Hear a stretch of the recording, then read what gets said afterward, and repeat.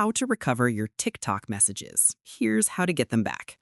First, open TikTok and tap on your profile icon at the bottom right. Then tap the three horizontal lines in the top right corner. Go to Settings and Privacy, then select Account. Now tap on Download Your Data. This lets you request a copy of all your TikTok information, including messages.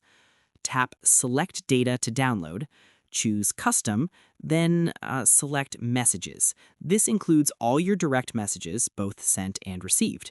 Tap Done. Next, select File Format and choose TXT for an easy-to-read text file. Tap Done again. Now tap Request Data. TikTok will process your request, and once it's ready, you'll find your downloadable file in the Download Data section. And that's it. You've successfully recovered your TikTok messages. This method works for retrieving deleted DMs or backing up important conversations. If this helped, don't forget to subscribe for more TikTok tutorials.